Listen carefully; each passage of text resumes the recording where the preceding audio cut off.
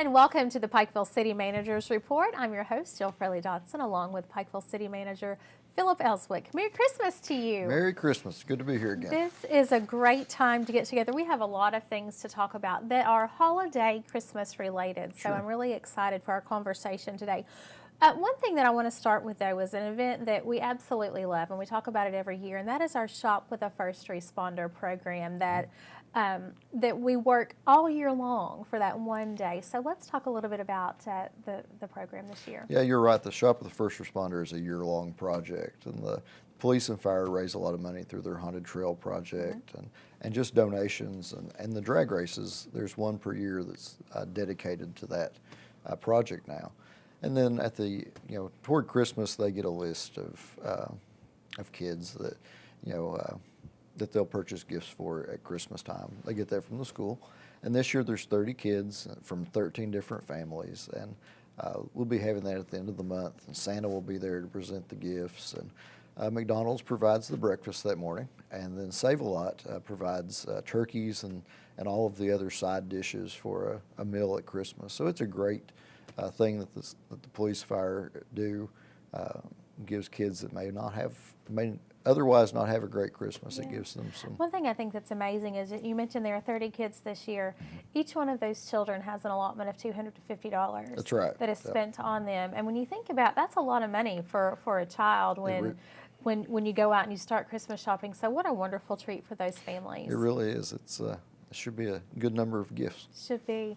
Something else that we've talked about on past shows, but is really starting to come to light is our community kitchen project, and those grants have been awarded. Yeah, last year in December, the commission issued a request for proposals for community kitchens, and that's really for groups or kitchens that will provide meals to the homeless or the needy.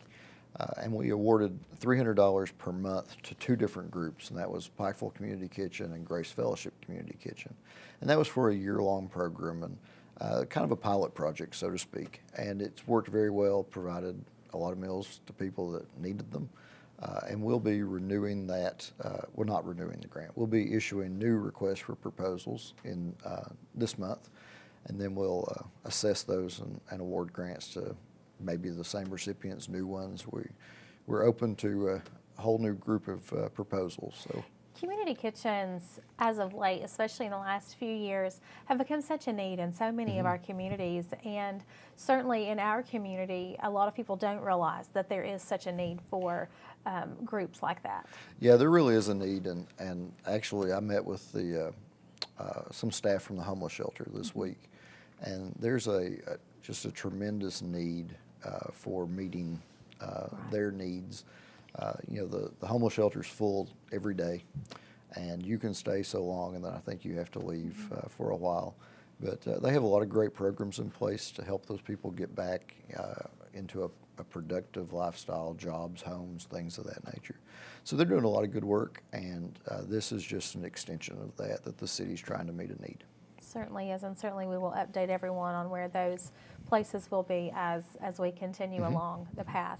One of the things that we do want to talk about, we always talk about things going on within the city and updating residents on very important issues such as water, sewage, infrastructure, what have you. So let's talk about our water program and water situation going on in the city right now. We're required to operate our utility funds, water, sewer, trash, so that they're self-sufficient. They need to generate enough funds to pay for themselves. And we've commissioned a rate study to examine our current rate structure and how that is meeting our needs. So we hired a consulting engineer from Nashville who has done a number of rate studies throughout the Southeast, and he's spent a fair amount of time really reviewing our utilities, looking at everything from utility costs to chemical costs to which lines need to be replaced and things of that nature. So we're currently working through that process. Our last rate study was done in, I think, February of 2008, so it's been some time since we looked at this before. And any funding agency that we have that gives us a grant or loans us money for a utility project expects us to be able to pay that back. And a few months ago, the sewer rates were adjusted, and that was a result of borrowing some money from rural development. So this is very similar. We have a number of projects going on as far as the water treatment plant, replacing lines that need to be replaced, and so we're looking at how best to make those funds self-sufficient. We really need to generate a cash reserve that's there in each one of those funds that can be used for emergency repairs or just emergency maintenance that needs to be done, whether that's lift stations or booster stations or line replacements, any kind of electrical components. So that's what we're doing. And the city sells water to two wholesale customers, Mountain Water District and Southern Water District. And Southern is a much smaller user than Mountain Water. But we're looking at that as well, at what those rates need to be so that they pay their fair share. And from our rate study, we've determined that 2/3 of the water that's produced is sold to our wholesale customers, yet they're only paying about 44% of the revenue for that water. So clearly there needs to be an adjustment to the wholesale customers, and we've worked that out with Southern Water and Sewer District. They've agreed to a new rate increase that's now in effect, and we're negotiating with Mountain Water currently to try to resolve that rate there as well. So there's a lot of work that's being done and a lot of analysis left to be done, but we're working through that, and we'll have hopefully some announcements in the future. So should residents within the city at this point, I have to ask, should they expect a rate increase, and how far down the road are we expecting that? It's quite possible that there will be a rate increase in the city, and certainly for our outside of city customers too. The city itself provides utility service to obviously our residents, but then a large number of people adjacent to the city as well that are not served by other utilities. We don't know what the magnitude of that will be. We will certainly do everything in our power to keep that as low as possible. We're not trying to make a profit on our water system, but we have to be able to operate it and meet the regulatory requirements. And of course, we will let everybody know when that's going to happen, if it does in fact happen. Absolutely. Yeah. There'll be plenty of notice. That's correct. Something we do want to update, though, a lot of people are excited about the Bob Amos, the event center. I call it the community center, but it's not. It's the event center on top of the hill. Right. That is being developed, that will be able to be used for a lot of different things, much like the Garfield House is. A lot of excitement there. So let's give everybody an update, because that's the bids have gone out for that. Right. That's a project we've talked about before that will be at the overlook of Bob Amos Park. So it'll have a beautiful view of downtown, the cut through. And it's going to have capacity for about 300 people for any number of events, like you mentioned. But we have issued bids. The design is complete. Bids were issued on November 29th, and we'll open those bids in January 4th. It's about a 12-month construction period. So if we begin construction early in 2019, it should be done early in 2020. It's going to be a great addition to our community. It's going to be a new venue where you can host events with a view like nothing else in Pikeville.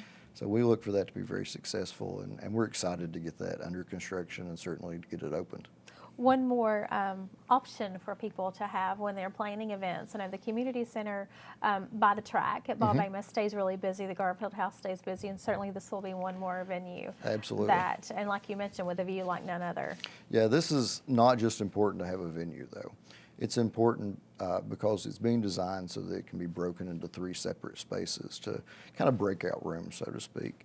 And the expo, works diligently to attract conferences and conventions, and typically those have smaller group meetings as well, and we need more meeting space for those people. So having the ballrooms at the expo and some other rooms that they have there, plus 3 new rooms, really expands our ability to be able to attract conferences and conventions. So there's a multifaceted purpose for why we're doing this, but we're really excited to have it. It's going to be a great addition. Also, Silver Liner should be in production by February of 2019, because that spec building is nearing completion. Yeah, the spec building's been under construction since January of 2018. So it's wrapping up construction now. Actually, we're paving on the site now. So Silver Liner hopes to be in there and in production, actually producing tanker trucks and other products in that space in February. also the access road to Kentucky Enterprise Industrial Park is it's beginning to move along. Right, this is a secondary, well, actually it'll be the primary access road, with the existing road becoming the secondary access road. It's going to tie into US 23 at Longview Drive, near the Shelbyana Post Office. Maybe a better landmark than a street name. But it'll be a much shorter road, a much less curvy and windy road, and have a grade that's appropriate for commercial vehicles. And so we're looking forward to having that. We've always had the vision of having two roads, because you never know what's going to happen with emergencies and things of that nature. So it's important to have the access to get people off the site if necessary. Certainly so, and when all the buildings and get completed there, and the massive amount of people that are going to be working there, it is better for traffic flow to have those two spaces. And you're right, the existing road is very curvy and very windy. If you haven't been up there, it is. Right. This is just making it easier in the process to get to the site. Absolutely. We know that there will be over 1,000 people employed there, and we hope that as businesses continue to locate there or expand, that there will be well over 1,000 people employed there. So there's definitely a need for multiple access points, and this will certainly meet that need. One thing I failed to mention, though, the assembly building that will be up there as well, that's going to begin construction soon. Right, that's Interblue's building, their first building. It's a 60,000 square foot building that'll be constructed in the park. And that building will very likely be expanded to a much larger building in the future. But yeah, that's going to begin construction, we think, around February. There's some funding agency requirements there that some milestones have to be met in order to begin construction, but we're projecting that to be in February. Every time I'm up there, and I typically, if I'm just out driving around, need to take a drive, that I will drive up to the industrial park, and it's amazing to me to even now see the difference in the landscape from what it was when we first started to what it is now, and it's just continuing. And it seems like it's going at a pretty rapid pace, although it's taken a year to get Silverliner going. True. It is moving very rapidly. When we began the industrial park, we anticipated that to be a 5-year period before it was filled. Right. Well, in a year, we had announced 2 tenants that were going to complete the park. So while we have Silverliner now, we'll soon have another 60,000 square foot building, and then Interblu will expand over 1 million square feet by the time they get through all of their phases. So it's going to be a very different place even than it is now. Certainly so. There is a slide, though, that you have to look at. There's some repairs that are going to go on there, and traffic will be closed to traffic for some time. Right. This is on Old Marion Branch Road that ties into to Enterprise Drive at the bridge. And there's been a slide that's developed there, and that's going to be closed for a while. It'll be a few weeks in order to repair that slide and restabilize the road. So we just want people to be aware that there will be a road closure, and make other plans to access the park or other areas you may be going. Certainly. We talk about the growth on Marion's branch and the industrial park and how rapid that has gone. And really downtown, too, we're seeing businesses pop up here and there, new businesses, small family-owned businesses. But to have a business in the city, we want to be able to provide the best services possible, and broadband is a big part of that. Right. We believe that broadband, Gigabit Service is absolutely vital to our continued growth. So we issued a request for proposals a few months ago. We received 2 responses to that, and both of those responses will construct the network and operate the network and allow the city to have a much easier burden paying for that than maybe we otherwise would have. Both proposals had a price tag far less than what we had anticipated, what our consultants had told us, so that's encouraging. What we're seeking to do is provide gigabit service to every home and residence within the city, and provide a stable network and highly reliable at an affordable cost. And that's one thing that we will be talking to whatever partner we choose, will be that we want to maintain a very reasonable price for this service so that it's accessible to everyone. Another good thing about these proposals is it could very likely be independent of Kentucky Wired project. And Kentucky Wired is the project that the Commonwealth is doing to extend the middle mile fiber all through the state. And that's been slow going, and every time we talk about it, it's delayed further and further into the future. So we want to get this done, and we have some avenues to do that now, and we should have some announcements in the future. But I mentioned the financial part of the project. It's some really good terms for the city. It will be paid back over the term of the contract, which could be 10 years, 15 years. The city will own the fiber.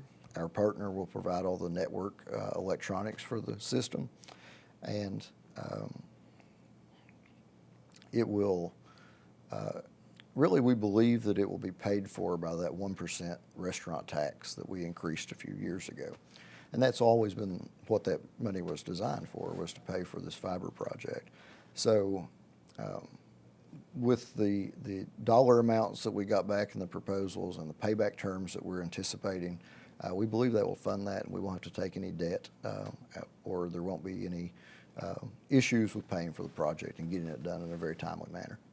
Like I said, as we continue to grow, these are things that really help our infrastructure. And a lot of people may not understand Gigabit Service or broadband, but at the end of the day, it will make everything easier for everybody. Well, our economy has changed so much that it's so much more heavily dependent on digital technologies.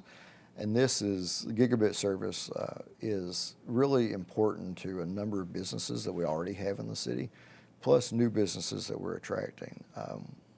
The service is mandatory for an industrial park, and that's certainly one of the first places that we'll extend our network, is to have Interblue and Silverliner will have access to that. But it's also very important for the hospital and Pike, the city, and a number of other businesses and entities in the city as well. So it's a project that we've talked about for a long time, and it's been very difficult. I don't think I've been involved with anything as difficult as this project. And we've sought proposals in the past for different methods of construction of the network. But we feel like this is the best proposals that we've received, and I suspect we'll be entering into a contract with one of the respondents and hopefully begin construction early 2019. Very good. One business downtown, space, I should say, is available, and that is 787 Hambley Boulevard, which is the former roasted location. Right. Bottom of the 99, right there at the corner. Is it Huffman and Hambley? Okay. I was Understood. I'm always like a landmark person instead of a street person. I've lived here forever. Right.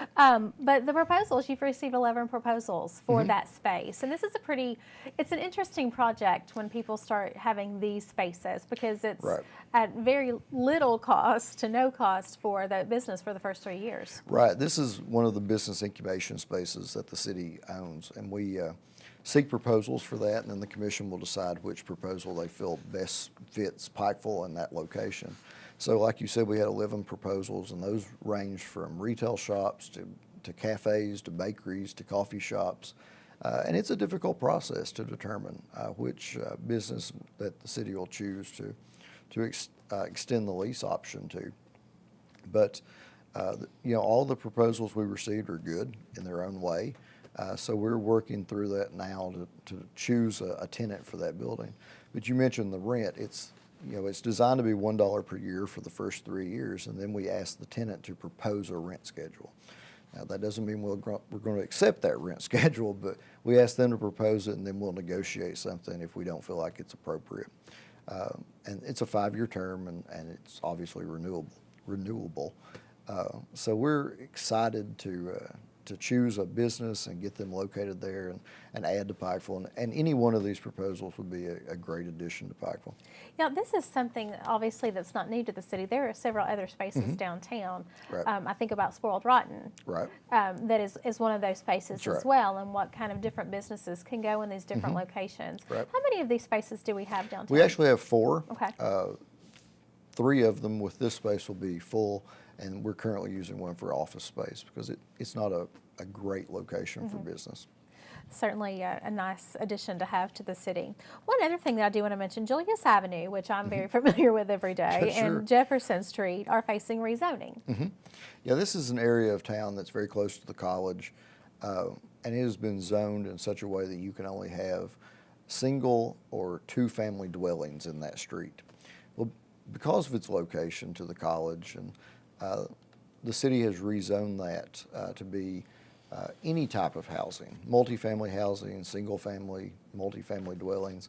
So it's going to open up some new opportunities there, and we're beginning to already see people interested in purchasing that property along Julius Avenue or Jefferson Street, and in some cases tearing down buildings and rebuilding.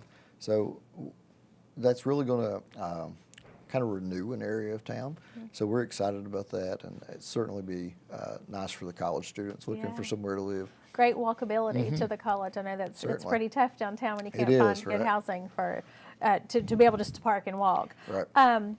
A lot of events going on. We always look to the month of December. Seems like when we start into September, August, really as though September through the end of the year, we're so busy in the city, and there's always something going on every weekend, whether it's music at the expo, whether it's a Main Street event, drag racing. When we enter into the month of December, this year it was November 30th, we opened up a bigger and better skating rink in the city park, which has, because of the weather, has been a little bit tough to get it going, but we always deal with that with different things. But love seeing people in the city park this year. Winterfest, bigger and better than last year. Last year, the first year. This year, just continued to grow. So let's talk a little bit about what's going on there. Yeah, last year was our first year for doing that, and we were interested to see what kind of response we would have, and it was overwhelmingly positive. So this year we have leased a much larger rink. I think it's 68 to 70% larger, so many more people can be on the ice at the same time. So that, like you said, it started on the 30th. It has been kind of slow going at the beginning, but the weather's not been very cooperative. So that'll be open all month. It's open every day of the week, even Sundays. So we really encourage people to come out and experience that. If you did it last year, I'm sure you want to do it again because it's a lot of fun. But we hope that new people will come this year, and that'll bring people from our entire region to Pikeville, not just citizens of Pikeville or Pike County, but we hope that it'll attract people from, from other counties as well.